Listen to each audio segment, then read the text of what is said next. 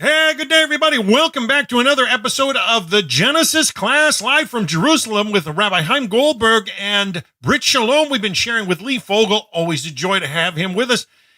We're learning so much. I know that the Nohai World Center has been working hard. They had a huge pledge this morning. We're joined by a lot of people in the Zoom room from all around the planet. So let's just jump right in and let the Rabbi share his class. Rabbi Goldberg, always good to be with you, sir. You're live on the air. Hi, good evening, everybody from Israel. Good evening, and blessings to all of you from Jerusalem. I will start that those are very two hard days in Israel. I don't know if you've heard, but we had a very big disaster here in Israel. Every year, last Thursday night, we have a big celebration for Rabbi Shimon Bar Yochai, okay, the most master class of the mysterious of the Hebrew people, okay. He wrote the Zohar, the inciting, and we had a very big disease where people crowded one on each other. It was something that not happened there, but we lost 45 people. 45 people died in this day. It was really, it's something amazing, and it's go in here. Oh, you guys, yes. It's something really hard. It was really hard for all of us. And 2 hours ago, also there was a very big terror attack, and 2 young kids are now fighting for their lives in the hospital. So I'm a bit, everything is a bit crowded tonight, but it's important to continue on and to show those are 2 different episodes, 2 different things. The thing that happened with Rabbi Shimon Bar Yochai is something that we don't know, and we're praying to God, and we're asking a lot of questions, and we don't have all the answers always. And the terror attack is something that we want to show everybody. They won't be able to move us from our homeland. By the way, in those days, it's 101 years where they decided in Italy, okay, it was in Italy, to give the Hebrew land permission to go back to the homeland. And it was after they managed, after the First World War, and it was, they gave basically, okay, they decided there, the Italian people, the English people, the French people, and who was there also, the United States, they all decided to give to the Hebrew people to go back to the homeland. So this is it. Nobody will move us from here, even though they're trying to kill us just because we are Jews. We are almost regular for this. So I'm sorry, I started with this. It's a bit on my inside me now, but let's also start and learn a bit of let's learn a bit another bit. Let's continue on with the Genesis class. So for continuing on, let me open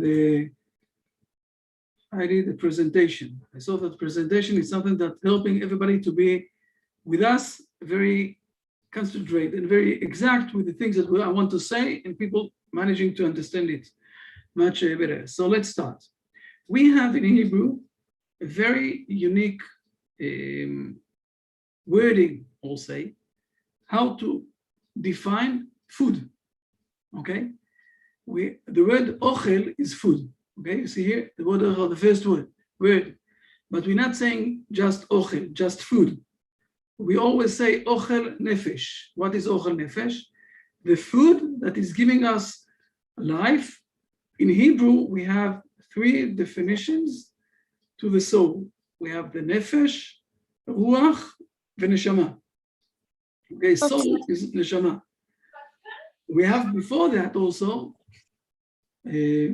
Dan, let me put you also as just a moment. Dan, I'm sorry. I'm doing for a moment the stop share. Dan, I'm going to put you also as the co-host. So feel comfortable to quiet everybody who's coming inside. A moje są 2 wysłane? Dlaczego? No wysłałem. Dwa wysłałeś do drukarki? Tak. Okay, Dan, I'm going now straight ahead, and you can mute everybody who is bothering us. So I'm starting from the beginning. In Hebrew, we're not just saying food, we're saying food that is giving us a life. Life, okay? Ochel nefesh, food that is giving us life. And it's related to the mind-body problem, okay, the psychophysic problem, because it's a very big question, how exactly we are alive and what exactly is holding us to become alive. But we know that if someone won't eat for 7 days, he will die. And this is why we call the food also food that is giving life. Ochel nefesh, food that is giving life to the most lowest side of our soul. Okay, we have soul, we have, I don't know exactly, it's not, we don't have good words in English to define all those levels. We have 5 levels of our soul, and this is the most lowest one that is alive. Fine. Now, where do we see that? Please read down 2 verses from Genesis. And Joseph dreamed a dream. Behold, we were binding sheaves in the midst of the field, from Genesis 37, 5-7. Joseph was the ruler over the land. It was he who sold grain to the entire populace of the land, Genesis 42, 6. So we see someone here, Joseph, okay, who have a dream. Now, what is the meaning of dream in the Bible? This is his ambition. This is his purpose of life. He understands that he is going to give food to all of the people around. His dream is to bind sheaves in the midst of the field. He understands that this is what he's going to do. And we see that after a few chapters, this is what's happening. He was the ruler of the land. And what did he give? He gave to the entire population food, grain. Fine. So we see here that in the Hebrew tradition, one of the most important people there, okay, we have Joseph, we have Judah from one side and the other side.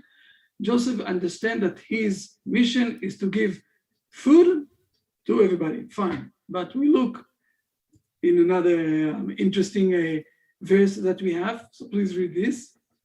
Behold, days are coming, says God, and I will send famine into the land, not a famine for bread, nor a thirst for water, but a famine to hear the word of God, out of Amos 8:11. Okay, so Amos is saying to us, in the days where, the Messiah will come, I will say the days that the Hebrew people will return back to their homeland, a lot of people will have a famine to hear the words of God from the Hebrew people. We saw that. We saw that today also, but we see this all the time. So the famine here is starting to get another, I will say, profound understanding. The famine is not only by eating food that is giving us a life, but it's also to have some sort of understanding that will give us life and purpose in life. And we see the same thing in this part. We need to read few verses done, okay? Till verse number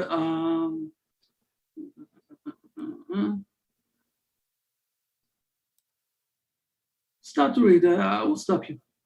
I think every commandment that I commanded you this day, you shall keep to do, that you may live and multiply, and come and possess the land that the Lord swore to your forefathers. And you shall remember the entire way on which the Lord your God led you these 40 years in the desert, in order to afflict you, to test you, to know what is in your heart, whether you would keep his commandments or not. And he afflicted you, and he let you go hungry, and then fed you with manna, which you did not know, nor did your forefathers know, so that he would make you know that man does not live by bread alone, but rather by whatever comes forth from the mouth of the Lord does man live. That's it. Enough. You see, this is a very important verse. We're starting to realize that part of the thing that God gave us manna for 40 years is to realize that it's not whatever God is giving us, this is how we're managing to live from. Okay? People are saying that I'm living from the bread. No. You're living from the things that God is giving you to eat from. If I remember correctly, when we learned, it was, I think, 1 year ago, that we spoke about what is the mission of men in this world, and we saw that it's not that man is eating so he will be able to be alive. Man is eating because God has decided that he must eat from everything. Now, when we're saying to eat, it's not only to eat food, it's also to eat knowledge. Everything is giving him alive in here, in this world. And especially the words of God, the connection with God and the words of God. And this is what we're saying here. So here we saw that there is a way, I will say, to understand that when we are eating, it's something that is giving us a life. But it's not only when we eat food and it's giving us the life for the body. By the way, the word nefesh is related to the body. Okay, it's the soul, it's the part of the soul, but it's the most lowest part of the soul. It's the part that is giving the body the option to live, to be alive, not to be dead. So it's not only to eat food and to be alive, but it's also to have or to listen to the words of God, and from this we will be alive. Okay, and this is what also it says in Amos, that there will be a famine to hear the words of God. So I want to call to this coming lesson the famine to hear the words of God. And now we're starting to see, I will explain everything. You will see step by step exactly what is happening with Abraham, and we'll continue to the Genesis. So please read from the Ethics of the Fathers in chapter 5, Mishnah 3. Please read. With 10 tests, our father Abraham was tested, and he withstood them all in order to make known how great was our father Abraham's love for God. It's very important to understand. I brought it so it will be clear. We're bringing here something from the Mishnah. Mishnah is very, very old. And this is part of few Mishnayot in the Fathers that are speaking about the 10. We can all know about the 10 commandments. We know about the 10 punishments of the Egyptians. We all know about 10 times that God said there will be light. There will be. He created the world in 10 commandments also. And now we know, or suddenly we understand, that God also tested Abraham in 10 tests, okay? But we need to understand this test. There are few understanding for this test. And I explained this already before. We learned it 2 weeks ago. Each test, it's also a process, a step that Abraham is moving from one stage to another. And it's very important to know that those are the steps that he is moving. The word test, it's a bit confusing, because you can say to yourself, and this is a big question, I won't go inside to this question now, but I'm raising it because I want to be honest with the things that we are learning. I don't want to hide things. How come God, who knows everything up front, is testing someone? He knows already that Abraham will do that. So again, I won't go inside too much to this this question, but I will answer. One of the answers that we're giving is that God wanted that things that are in potential will be clear and will be also outside, that all over the world will see that it was not only something in potential, but it was also something that happened. So Abraham passed few tests that everybody will see how Abraham was love of God. He loved God. And it's also something that we're showing to everybody else.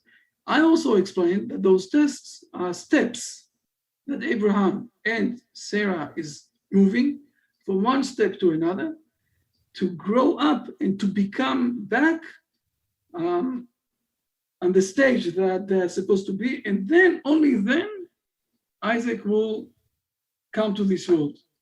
Not before that. Everything that came before that is not good enough. Only after they passed all those tests, they became strong enough and they became clear enough for bringing Isaac to the next.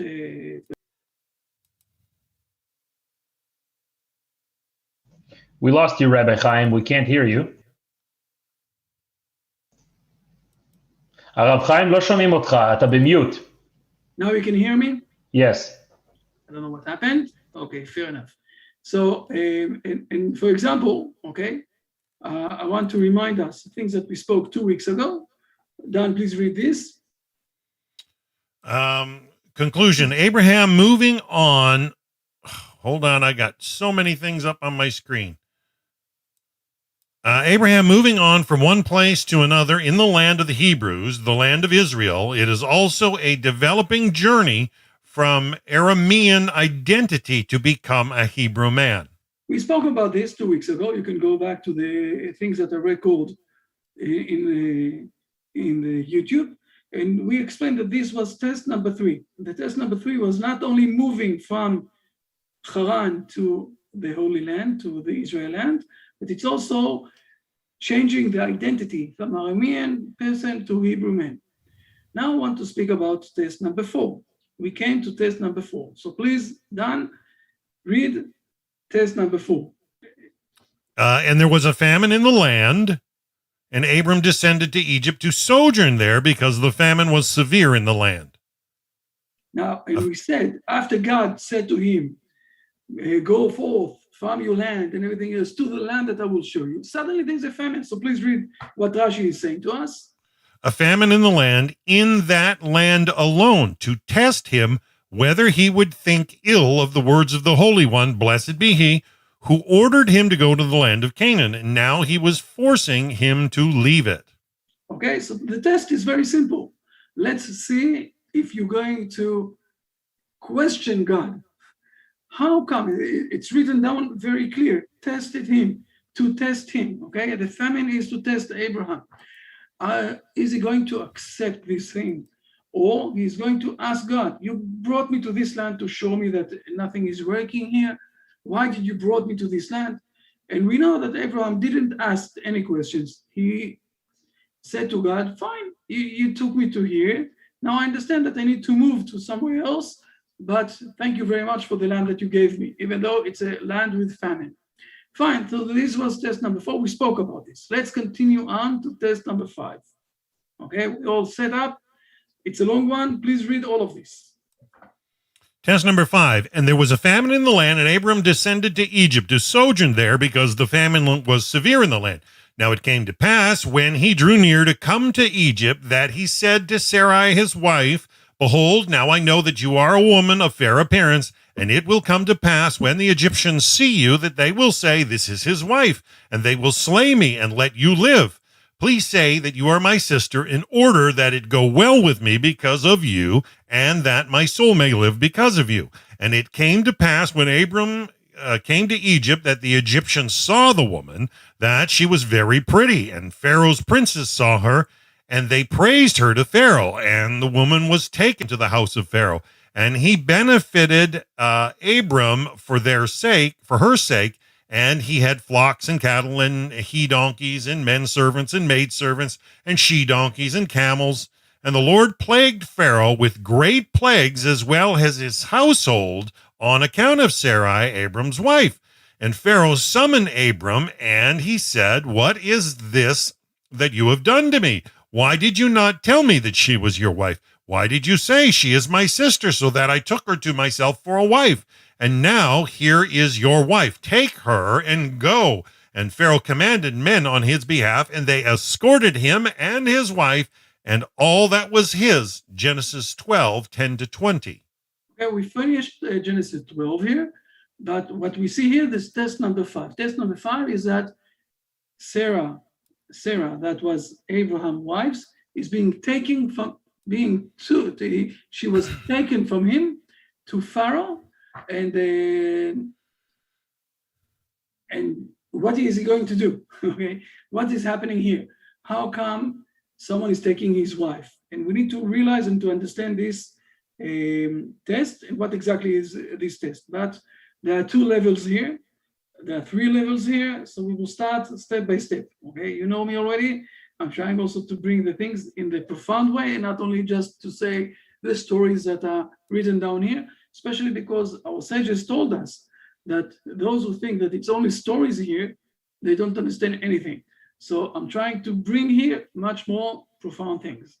So to realize, to understand what's happening here. So let's go step by step. There is here, I'm going to show you now something that was really hard in the last month for all of the people in the world, okay? You all know Megan, I think is her name, right? Megan? Megan, Markle, yeah. And she gave what we call it a interview. Interview, yeah. Okay, so I'm on Oprah. Exactly. So I'm bringing here only, I will say 1 minute. Listen carefully. I think that you will manage to hear that. Dan, if not, you can read it also. That's when I was pregnant, all around the same time. So we had in tandem the conversation of he won't be given security, not going to be given a title. And also concerns and conversations about how dark his skin might be when he's born. What? And who is having that conversation with you? Yeah, it's too jumpy, Rabbi. Okay, so I will say again, I will explain what she said. Megan said that there were conversations inside the palace.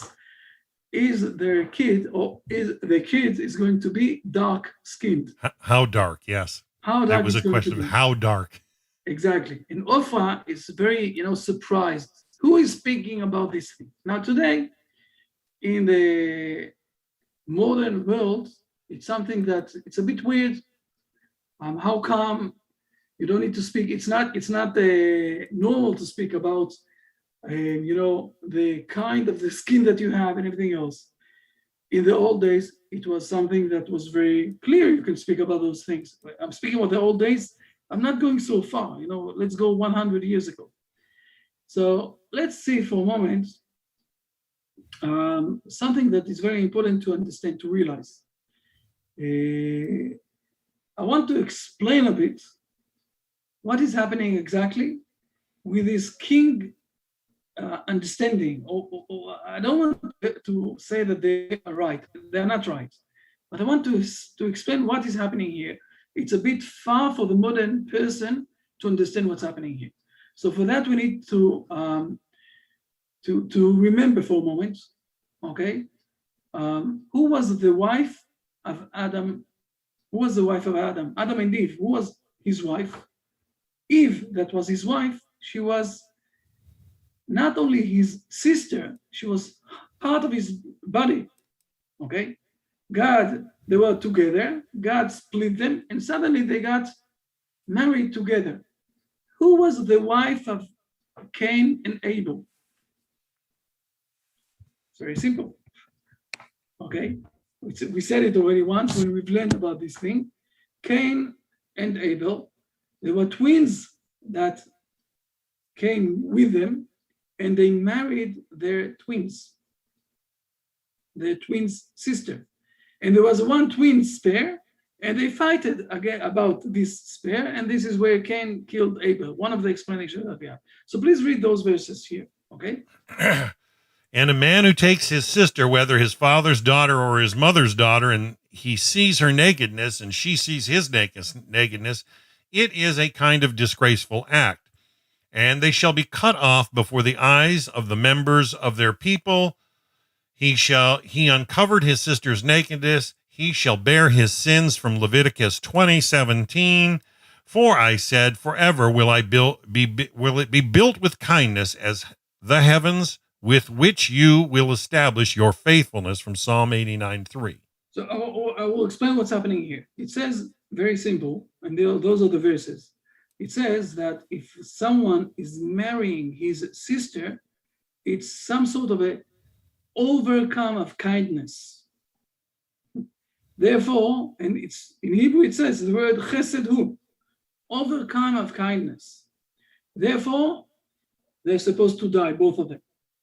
And we see in another place in Psalms where God is saying, the word is olam chesed ibaneh. The beginning of the world was built up with this overcome of kindness, because we had Adam and Eve, brother and sister. They were one body that was split together.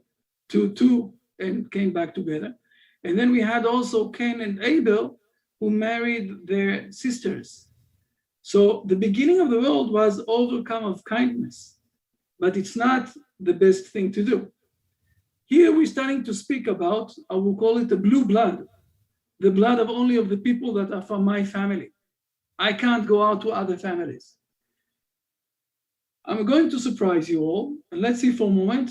Please, I know that it's a bit of reading, but I'm sorry. The incense, this is how you call it? Incest. Incest. Yes. Incest. Several of the Egyptian pharaohs married their siblings and had several children with them. For example, Tutankhamun married his half-sister Ankhesenamun and was himself the child of an incestuous union between Akhenaten and an unidentified sister wife. Several scholars, such as Fryer, state that sibling marriages were widespread among all classes in Egypt during the Greco-Roman period. Numerous papyri and the Roman census declarations attest to many husbands and wives being brother and sister of the same father and mother. However, it has also been argued that available evidence does not support the view such relations were common, meaning took their sisters to become their wives. Yes, basically what they did, they took their sisters to become their wives. This is more or less, and this is being taken from the Wikipedia, but you can find it, with all of the, it's already from all of the archaeologists that they took all those moons and everything else. They saw that, and it's written down with a lot of things that we know that in the old part of the ancient Egyptians world, it was very common to be only in the blood of the family. That's it. This is the blue blood. And nothing else will come inside. So everyone took his sister, and they took their sisters to become their wives. We know that in the mid-age, 800 years ago and something like that, there's also what we call the morgantic marriage, where it's the left side, where they're holding the left hand, where it's not, when the marriage is between people in an unequal social rank. Okay, those are things that are a bit far from us today, but this is how it was. And now let's see again part of the verses that we spoke before. Okay, please read this again. Now it came to pass when he drew near to come to Egypt that he said to Sarai his wife, "Behold, now I know that you are a woman of fair appearance, and it will come to pass when the Egyptians see you that they will say, 'This is his wife,' and they will slay me and let you live. Please say that you are my sister, in order that it go well with me because of you, and that my soul may live because of you." Chapter 12. Look exactly what's happening here. Abraham is doing something all totally different. He is taking his wife and bringing her to the level of becoming just like his sister.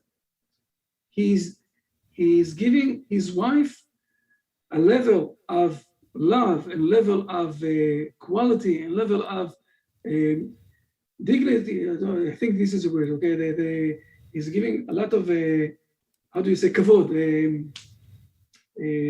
Honor, respect. Honor, a lot of honor, just like she is his sister. It's just the opposite of the Egyptian people. While the Egyptian pharaohs took their sister to become their wives, Abraham took his wife and brought her to their sister level. We're starting to realize the contradiction that we have between those two cultures that we're speaking about. Abraham is going to the culture of the Egyptian people, where suddenly he knows about the beauty of his wife, and the beauty of his wife is related to the level of morality that she was, and she was really, very beautiful person in this world. And he's saying to her, look, do me a favor. They will kill me. They will take you and they will kill me. Please say that you're my sister, so they won't kill me. In a moment, I will explain a bit more what exactly he's saying to there. But we see that Abraham is bringing his wife to a level that his wife will be with the honor, with the dignity of being like his sister. And it's just the opposite than the Egyptians' world, really all the way totally different. And the most important part here is that suddenly we find that Abraham is continuing the things that Adam and Eve didn't manage to bring to this level. More than that, this is the first time in history that we find that there is some sort of discussion between husband and wife. We never saw that till now. 2,000 years, we never heard any discussion between husband and wife. But I want to show something more, even more clear than that Sarah took part with this understanding. I'm jumping on to another episode in Abraham and Sarah time, where Sarah was taken again to a king, Abimelech. Okay, so please read it again. It's a bit long, but we need to understand what's happening here. Please. Now it came to pass when he drew near to come to Egypt that he said to Sarai, his wife, behold. Done, the second part. Second part. And Abram traveled from there to the land of the south, and he dwelt between Kadesh and between Shur, and he sojourned in Gerar.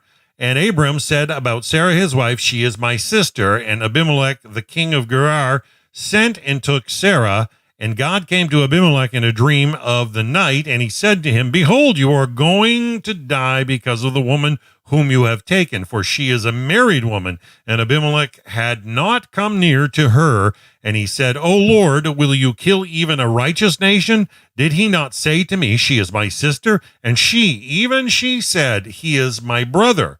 With the innocence of my heart and with the purity of my hands have I done this. From chapter 20. Okay, so fine. But what we see here, that she also is taking part on this thing, and she agrees. She said, he is my brother. So they came to a level where they treating one each other as brothers and sisters. I'm saying again, while in the old ancient world, okay, and until today we can see something similar that it came to us with Oprah Winfrey and Meghan and all of those things. That there's the blue blood, only those people could be together and nobody else can be part of those families. Here we're speaking about something else, where we're taking someone from outside this blue blood and this specific family, and we're bringing her with the dignity, with the honor to become like my sister, or to become like my brother. This is a different way of discussion. It's a new highest level between man and his wife, or wife and his husband. And this is something that is helping also after that. And this is what we read before, that Abraham will manage also to speak with the king Pharaoh. Because of this level, Pharaoh will speak with him. He will call him and he will speak with him, and they will speak one with each other. And this is what we are looking for from the beginning of this. Since the time that we were kicked out from Eden, we are looking to the brotherhood where we will manage to speak one with each other. And it all starts with the family. And in the family, if inside the family we are managing to bring to the level of like brothers and sisters, this is where we will manage also to speak, or that people from outside of our world, our family, will manage to speak with us. And this is what happened also with Abraham and Pharaoh after that. We read it before, that Pharaoh is giving him a lot of things and everything else. So we need to realize what is happening here. There is another level. I don't know, do I have enough time for that? At least I need to at least to start it, and then next week we'll continue that. That only twice I need to go one step more profound, okay? So I will say a few words and we will continue this next week. There are only twice in all of the Bible that the words, you are my sister, is being mentioned in the Bible. The first one is here with Abraham and Sarah. And the second one is say to wisdom, you are my sister. Now, we need to understand what is this system in Proverbs that is being said. It's meaning the Torah, the Bible, the Torah, or the words of God. And this is what it says, that he founded the earth with wisdom. So this is the wisdom that we're saying. And those two getting those words, you are my sister. So there's also something here that is hinting a very profound understanding about the relationship that the Hebrew nation have with all of the people around the world, with relation to the Torah, to the wisdom of God, and to the Bible. This is something that I will explain next week. I will continue on to explain what is hitting here in another level, with a connection between the Hebrew people and all of the world, and with the relation that we have with the Bible and with the wisdom of God. Okay? That is our sister, that is related with us. And it's not only related with us, it's also related with the rest of the world, but we need to understand what is happening here. So the next level, or the profound level, I will start with this next week, and then we will continue on to see more profound things in the second part of the story. So this is enough for tonight, I think, with the timing. If there are any questions, anything to ask or something else, this is the time. Wow, we have a lot of people here today. Good evening, everybody. I spoke and I spoke. It's pretty full, Rabbi. Now, Rabbi, can I just ask about the origin of this or Cain and Abel marrying their sisters? Do you have a source for that? Yeah, the Midrash is saying it, and also Rashi is saying it. I will show you this in Rashi for a moment, okay? Rashi is also saying it. It's not a question. There are more questions, and meanwhile, until we find it. Just a moment. Not here. Rabbi, I have a question. Yes.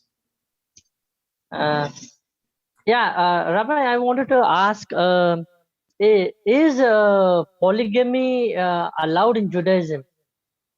A good question. It was allowed, but 1,000 years ago already, they stopped it. So it's not. Okay. Is it biblically allowed, or how was it? Look, we explained this last week. Biblically, there is a very big difference. What is written down in the Bible, it's one level. How to behave, it's related also to what the sages are saying to us. How to behave, it's also related to what the sages are deciding.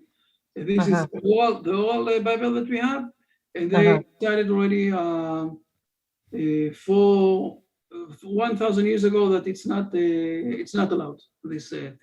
Okay. Yeah, for last class, Rabbi, I didn't know that there was a change in timing, maybe the daylight saving thing.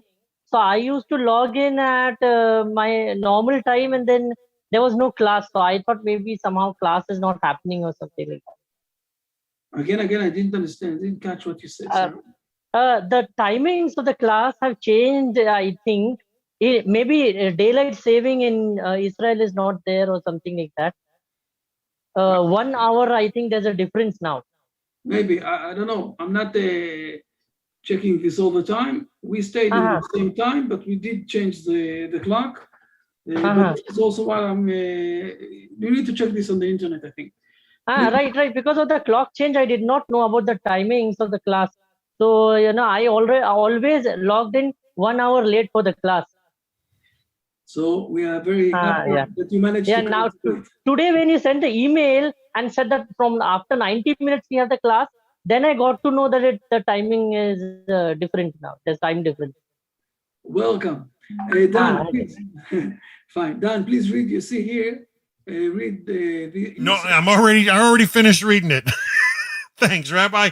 I have difficulty in a few things, especially with early, and also, if he shut. I will read it. Okay. Now the man knew his wife Eve, and she conceived and bore Cain, and she said, "I have acquired a man with the Lord." Okay, and then it says that she continued to bear his brother Abel. Okay, and this is what it says in the Hebrew. It says 3 times the word et. Et is like with. Okay, the word et is repeated 3 times to suggest additional things. Okay, and one of the things that we have, that a twin sister was born with Cain, and with Abel were born 2. And we will see after that when they had the fight between them, and I brought this midrash, one of the explanations that the fight was on the spare twin sister that there was. Right. Yeah, you've shared this with me before. I just wanted to see the origin of the source and go after it. Thanks so much, Rabbi. I had a question, Rabbi, but my Zoom is acting up, so you didn't get my email, I guess. Where it says that man will not live by bread alone, but by the utterance of the mouth of Hashem. Sorry. Talking about his creation, him creating the vegetables and our sustenance and providing them for us along with the word of God, along with the Torah. I didn't catch the question. I'm sorry. I lost you. I'm sorry. Try again. Sorry. Okay. The question is about surviving on bread alone, that we survive on the word of God. Is it speaking of God, Hashem, creating all of our sustenance? He gives us all of the vegetables. He creates it all with his utterance, right? So therefore, not just with the word of Torah, but with the utterance, he creates our sustenance to keep us alive and supplies it for us. Is it alluding to the language, or is it of his creation, or is it just of the Torah? It's everything that you said. Okay, it's also that he created everything, and he's creating everything all the time.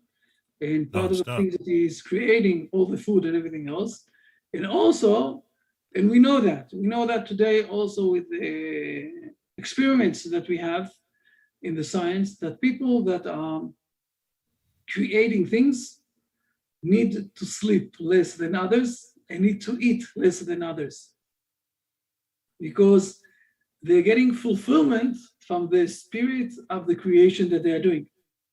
So there are people who are calling it in the academic world the flu.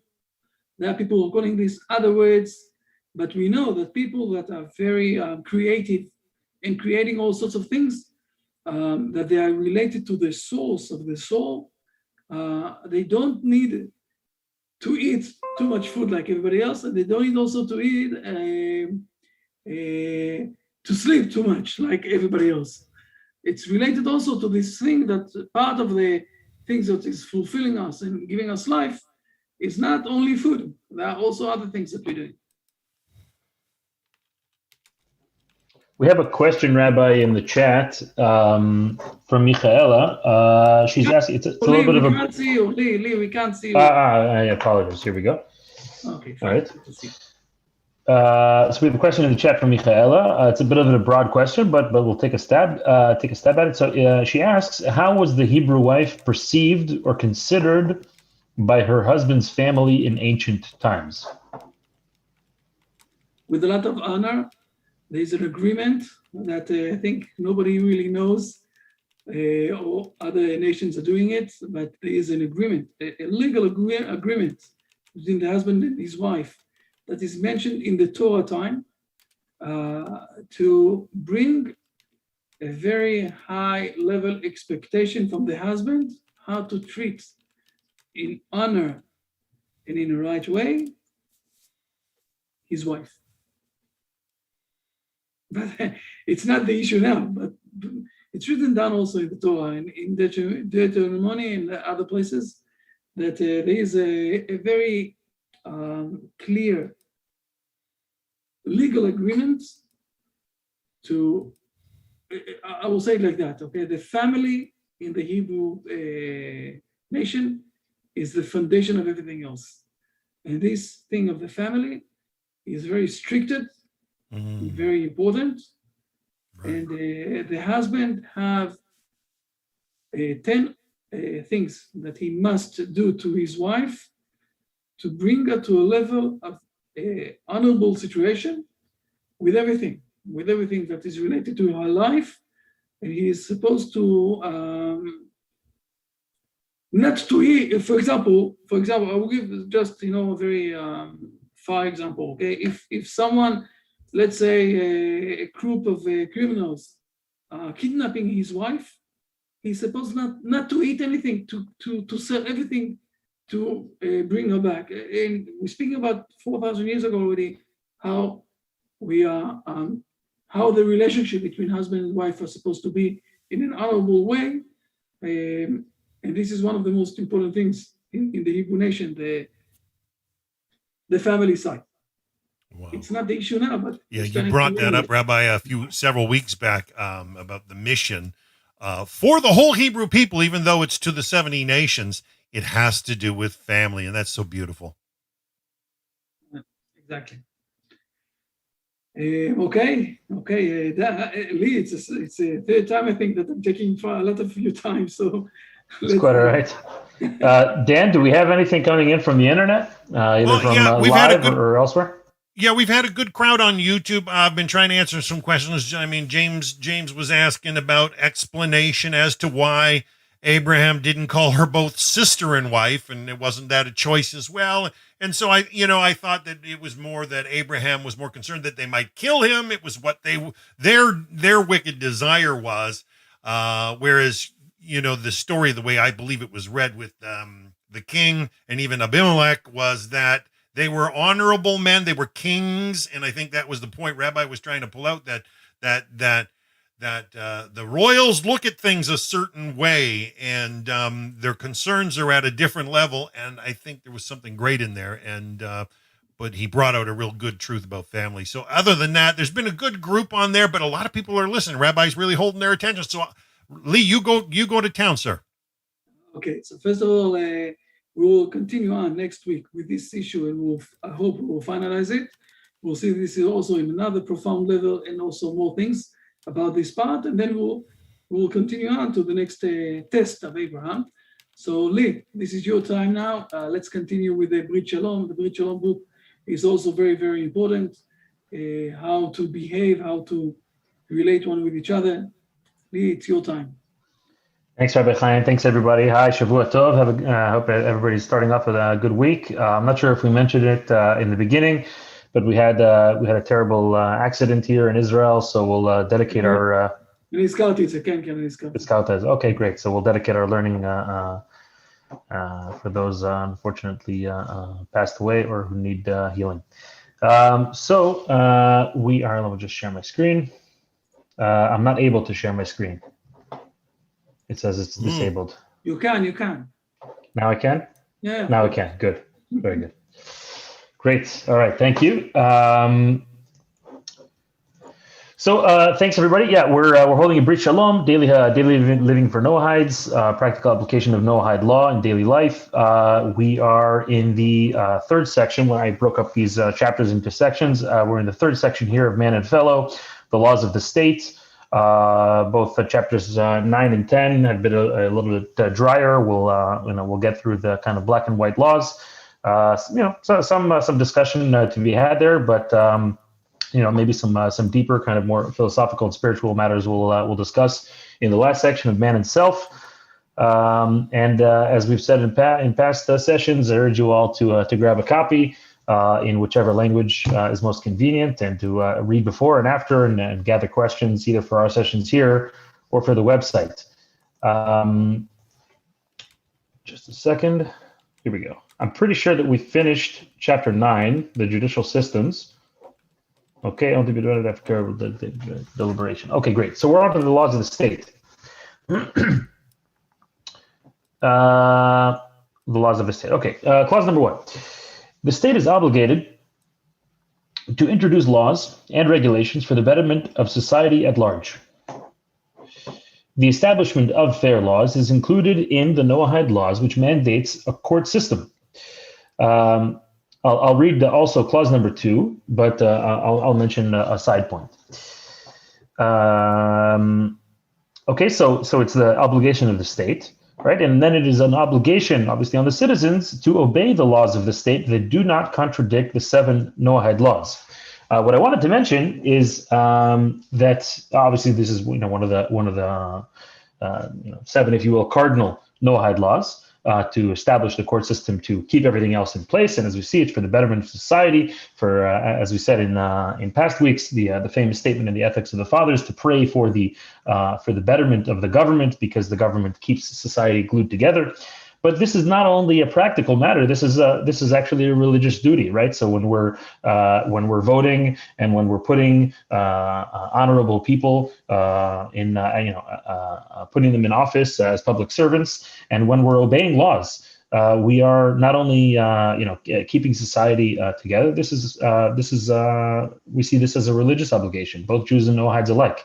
So there was an interesting example brought, one of the rabbis discussed. So what happens if, let's say, traffic laws require a person to stop at a stop sign? And what would happen from a religious perspective? What would happen if there's nobody around and there's technically no enforcement of this law? So there are opinions of our sages that say, nevertheless, it's a religious duty. As a person who wants to uphold the betterment of the order of society, to stop at the stop sign, even though there's nobody around for miles. There's also nobody in danger, and there's nobody to enforce. Nevertheless, there are opinions that when things are not enforceable, there are room for leniency. But I think the general point is very important. That you could say the Noahide laws are they're actually pretty rational. We could kind of come to these conclusions on our own. And the chidush, the insight of I think we mentioned this in past sessions. The insight is that these laws, we're connecting them to the Creator of the world, to the infinite will that we're bringing into fruition, that we're manifesting, and this connects us spiritually to the Creator, and is what brings the world to its ultimate fruition. So another interesting element to have in mind when you're paying your parking ticket. Okay, but nevertheless, it says that do not contradict the 7 Noahide laws. There's actually an interesting dilemma for religious soldiers here in Israel when there are commands given in the army that contradict the Torah. So it's obviously a very sensitive topic, because on one hand it's the state of Israel, and even from a religious perspective, we see this as the ingathering of the exiles, and this is the if you will, the ushering in of the messianic times, and it's a very important thing from a religious perspective. But nevertheless, there are things that the state of Israel, we pray that the state of Israel will do even more in line with Jewish values. So something to keep in mind when something is expressly contradicting Noahide law. Okay, clause number 3. The government has the authority to impose punishments on those who violate the laws of the state. Okay, if the government doesn't have the jurisdiction, it doesn't have the weight, if you will, it doesn't bear any significance. Quite clear. Any law that discriminates between one citizen and another, clause number 4, has no legal standing, and it is prohibited to punish anyone who violates such a law. Okay, so you have, you had in the United States classic cases that were unfortunately discriminating between people based on skin color and other things, or based on gender. Also, thank God, it's pretty far in the past for the most part. Okay, but this is a pretty widely accepted opinion among our sages that laws that are discriminatory in nature don't have bearing.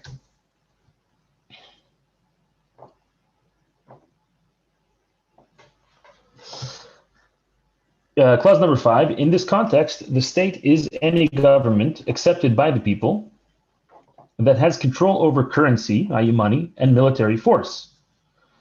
However, if the government is not accepted by all and does not issue legitimate currency, its laws are illegitimate, and it is like a band of robbers that seize control by force, whereupon the public is not obligated to obey its laws. Obviously, here it's not. It's when it says not accepted by all, it doesn't mean that every last citizen in the country has to, has to accept this, if you will, this political party. I don't think that's what's the intention. The intention is when there's a large majority that accepts the jurisdiction, the government upon itself, then we're bound by the laws. When it's completely a totalitarian government that is abusive in nature, that's what I think is being referred to here. It's an interesting case. I mean, there are still, unfortunately, some countries in the world that operate like this. Some extreme examples: North Korea. Some want to say other countries in the Middle East. There have been awful protests in Belarus over the past many years. So it's an interesting question. Practically speaking, what the bearing, the Noahide bearing, the religious bearing that these authorities have.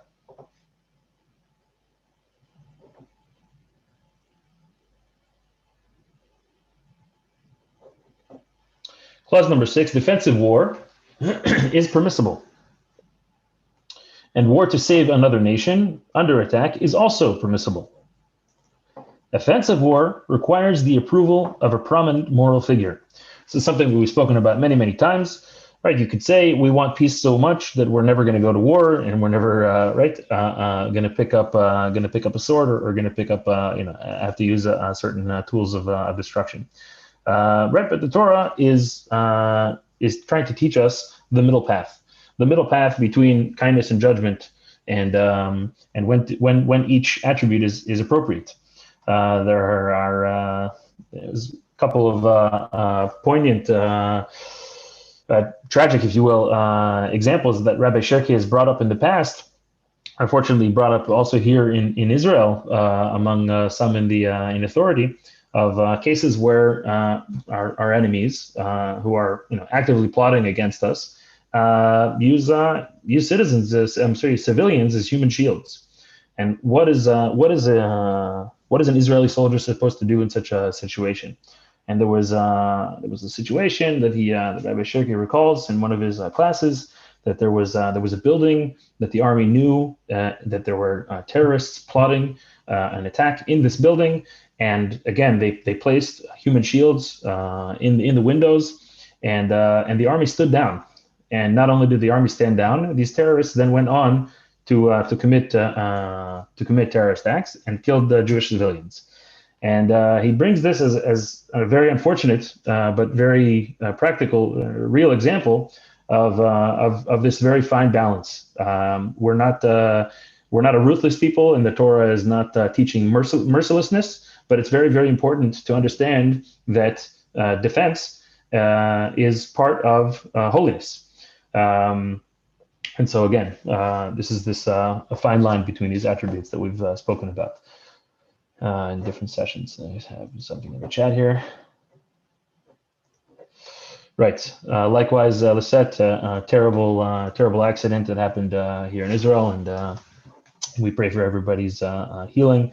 And we dedicate the learning to the memory of those lost. Number 7. States are obligated to uphold international agreements that govern the rules of war. Okay, pretty straightforward. The state has the authority to endanger the lives of its citizens by means of a military action that promotes national security or by a war. Okay, obviously a very fine line, and this is, if you will, this is kind of like a call to action to each citizen to make sure that the people representing us in our governments are in line with our value systems. I was just reading Rabbi Jonathan Sachs of blessed memory. He has a wonderful book on the weekly parsha where he discusses different aspects of leadership from each weekly Torah portion. And in one of the recent portions, he talks about the Jewish idea that even a follower is not meant to be passive. Okay, and any Israeli can tell you this, that it's what's called thinking outside of the box. This is what makes sometimes Jewish soldiers more difficult to take command of, because we have big ideas, and we have objections, because we know that we're right. But this there is an element of correctness and holiness in this, that we need to be active. Even in the political realm, if somebody finds that that they have the tools necessary to be to take on responsibility, to be a leader in that regard, that's one thing. But even still, making sure that the people who are representing us reflect our values, and not just voting for the lesser of two evils, etc. So that's kind of a lesson that's coming through between the lines in these clauses.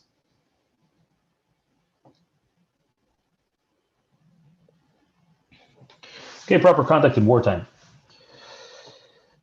Before resorting to war, there must first be a call for peace.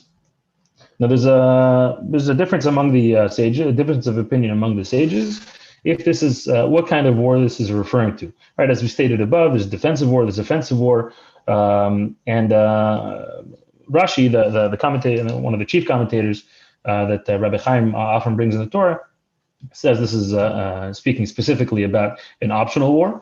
Let's say a war like if it's in Israel or if it's in a different country, to increase borders, and you want to take basically effectively to annex, and then you take on the population of the other country as your own citizens, etc.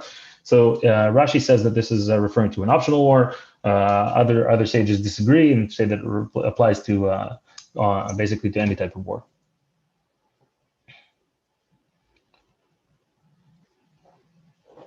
I don't think that I brought the verse on this. No. Okay. All right. Clause number 10. In a military camp, modesty and guarded speech, i.e. without gossip or insult, are to be practiced.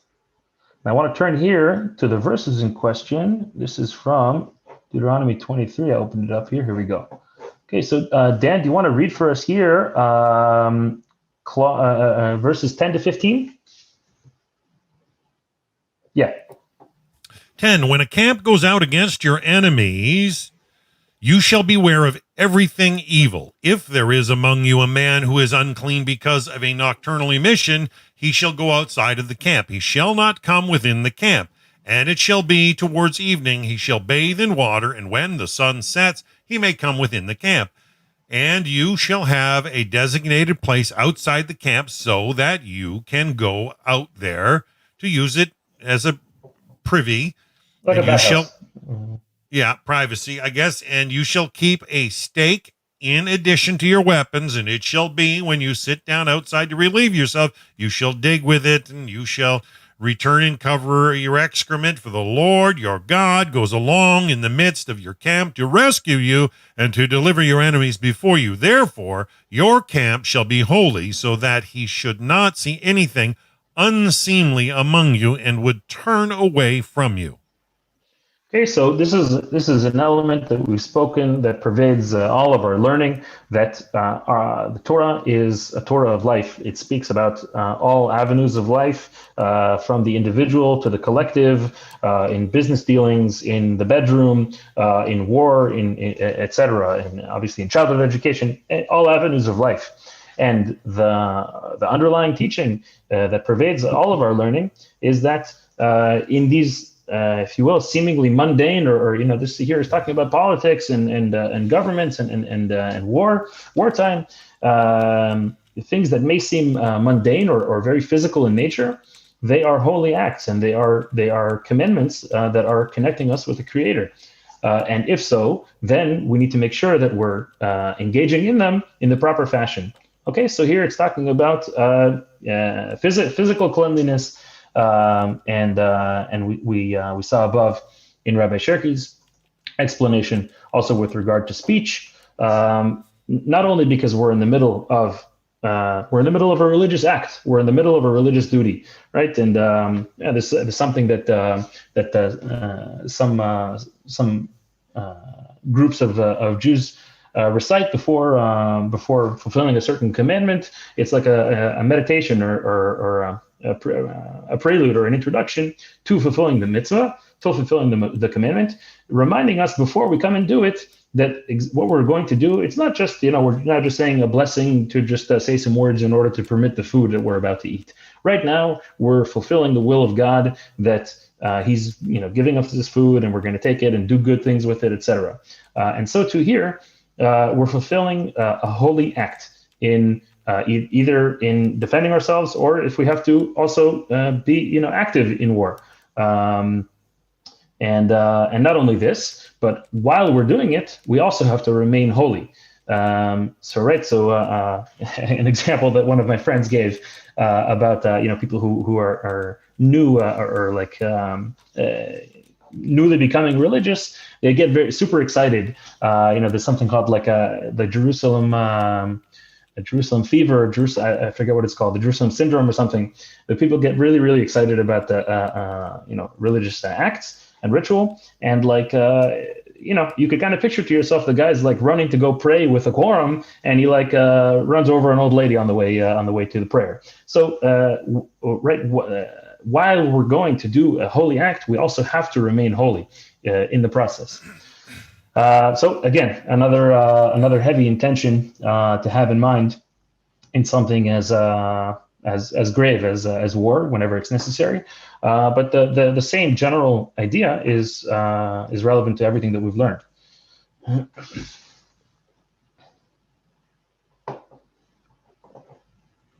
Okay, and again, pointing back to the very, very fine line, balancing act between the different attributes and values that we're instilling in ourselves and in the world. Clause number 11, the enemy is to be allowed avenues of escape for those who do not wish to fight.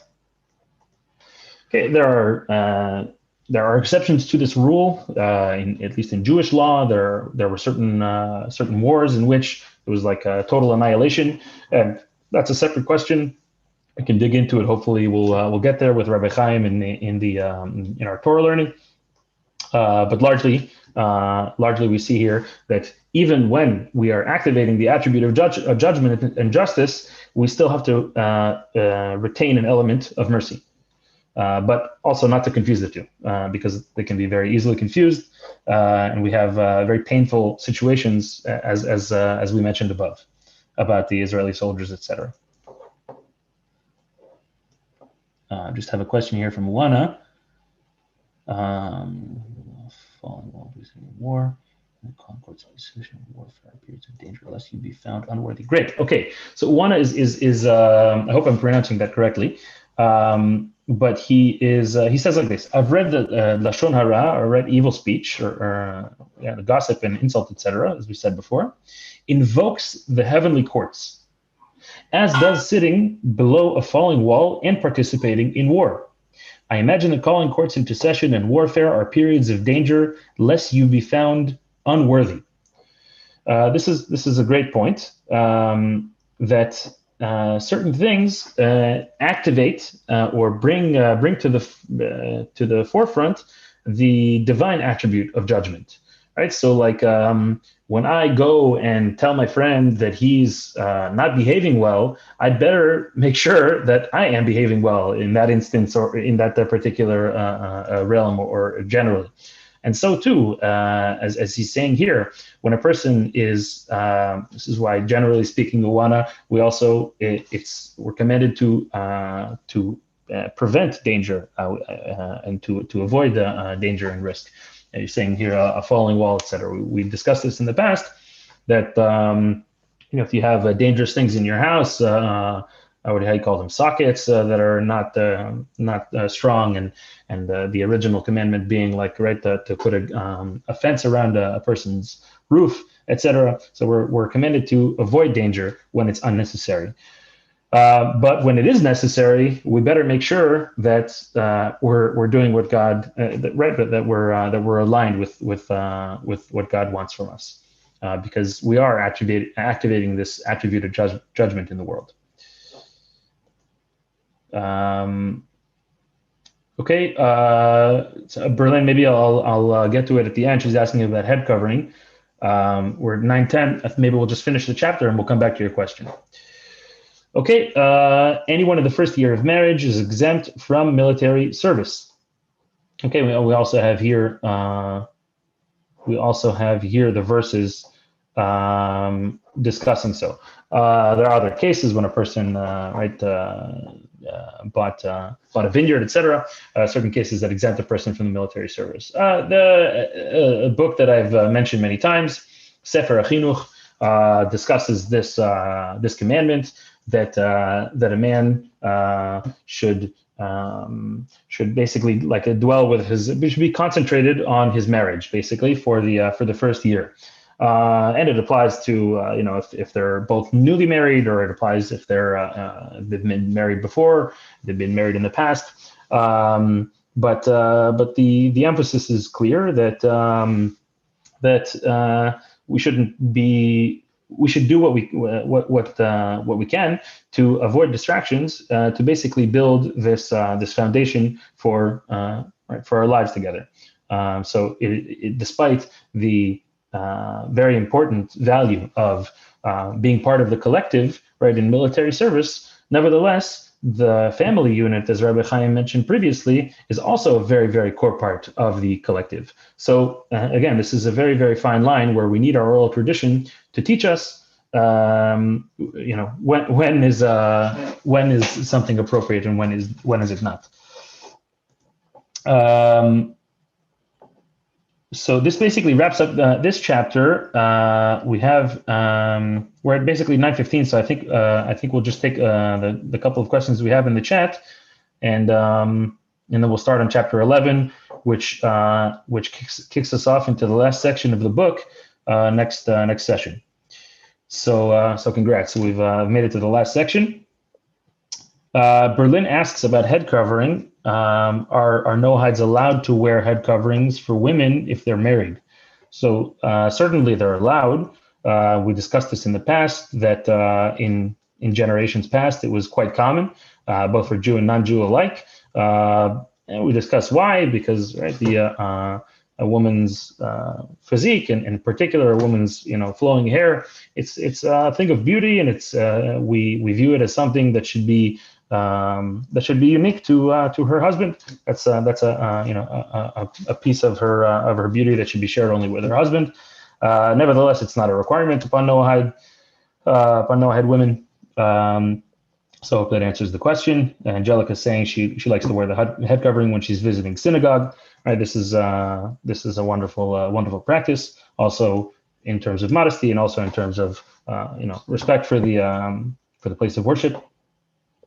Excellent. I think that basically wraps up what we have here in the chat.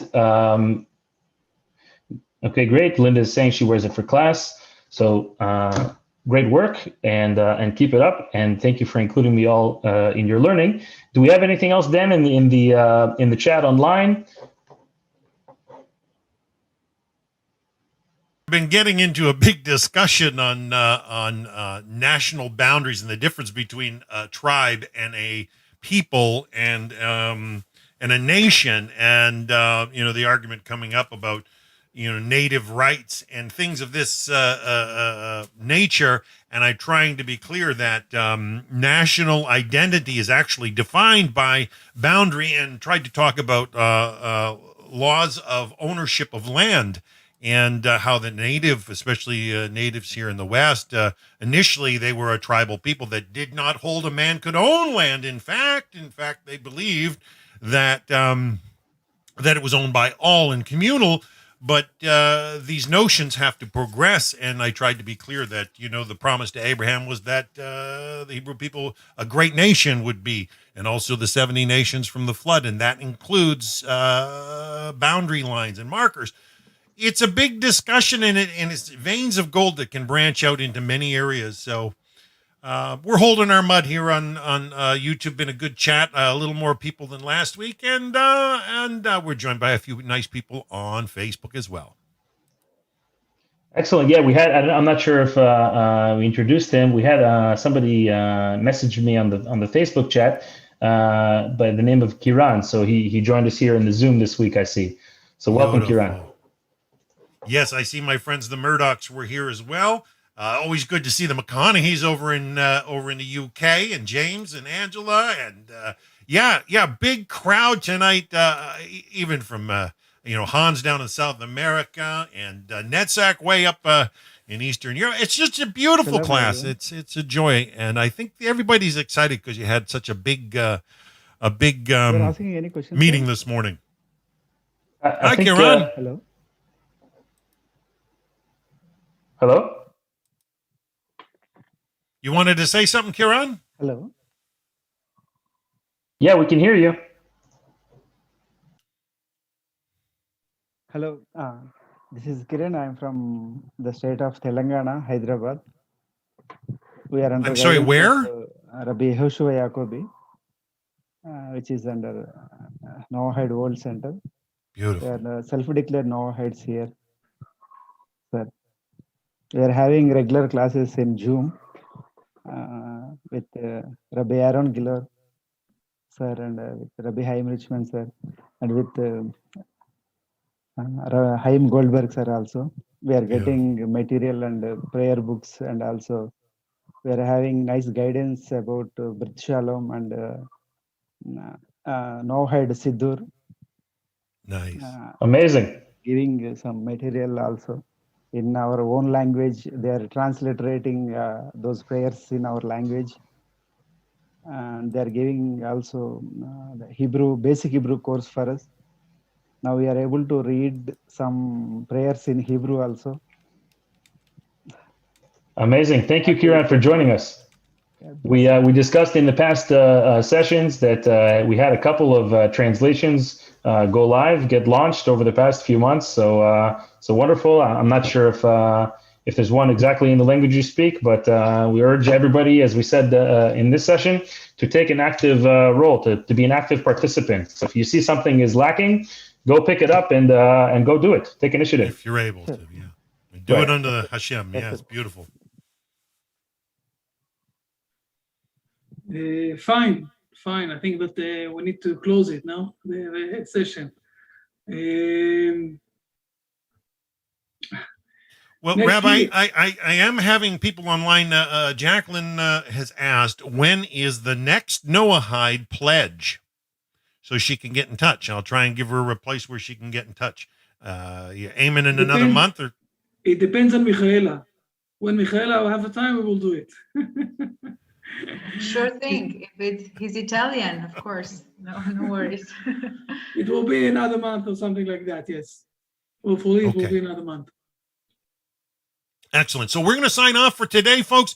Rabbi Goldberg, thank you so much for shining the light of Torah out of Israel. We so appreciate it. And I know it's good to see this group growing more and more and more. And we encourage everybody to share this and like it on social media. Tell your friends and invite more. And let's just keep growing. It's a joy. So till next time, folks, have a wonderful, wonderful week. See you, everybody. Lelaine, good night. For it's